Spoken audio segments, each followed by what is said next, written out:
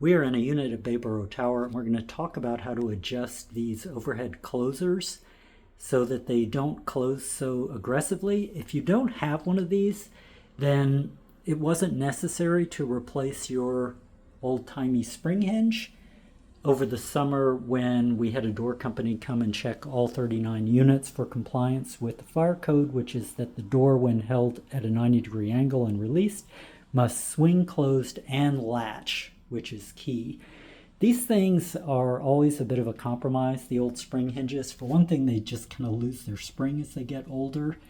And although you can adjust them, it's kind of an annoying process. You can find videos online, but basically you have to insert a tool into one of these holes, pull back to take tension off the spring, and then there's a pin that you move over. You may have 2 or 3 of these things. In my case, I was not able to properly adjust them. And so what the door company did was install a more reliable and flexible, as we'll see, overhead closer for any doors where the spring hinges weren't working, because frankly it's a lot of labor to mess with the spring hinges, and it's better to just use one of these. Okay, so before we get started, I want to get a couple things out of the way, because I know you're going to wonder about them. As we're working with this, you're going to hear this kind of horrible crunching sound, and that's because I still have the original quickset handle from the 2006 remodel, which not only is crunchy, but also the spring is kind of going in there, and we've had a couple people nearly get trapped in their unit because this wasn't retracting properly. So mine definitely needs replacing, and I'll have links in the description for the YouTube video, but if you go to bayborotower.com and search for handles, you'll find a document that has this full handle set for 99 bucks in it, and you want to get the full handle set even if you don't need the lock portion at the top, which might be the case also in the same dock if you want to get one of these smart locks.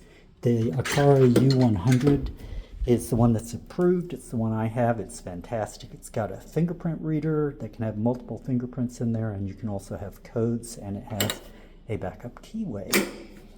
So, or you can get just a keypad. There's a link for an inexpensive keypad in there as well that might be better for landlords.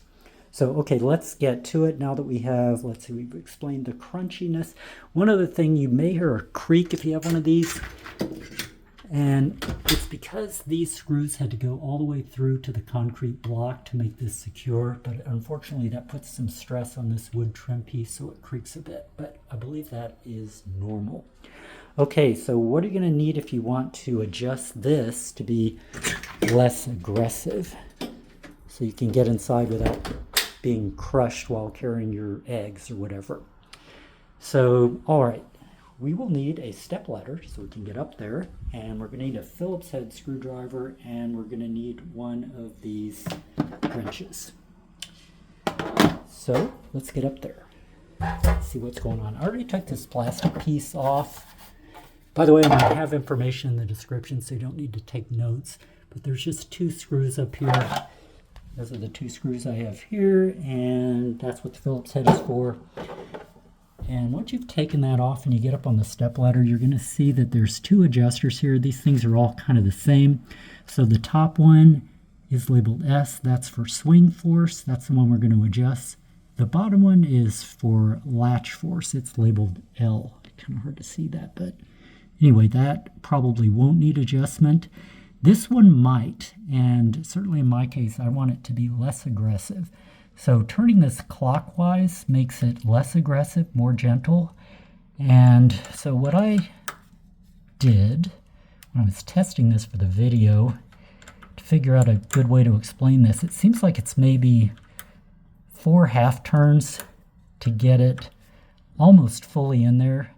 If you feel it's cinching up and it's kind of reached the end, that means that you're probably at the very slow closing force. You may not want to go too slow because you don't necessarily want to have to wait too long for the door to close so you can lock it when you're leaving.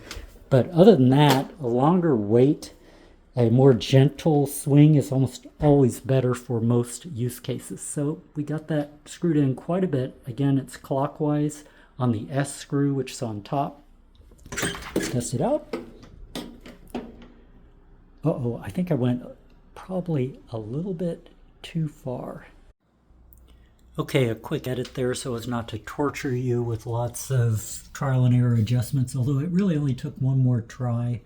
So I don't know the best way to describe this, but I would say I ended up, after tightening it inward to make it close more slowly to the point where it was almost all the way screwed in clockwise, I probably ended up coming out a half turn plus another quarter turn to get it to do this. So first we're going to see the swing stage, and then we'll see the latch stage. And of course they are independent, so it's going to be closing slowly, probably not fast enough to latch, but at the end it will latch anyway.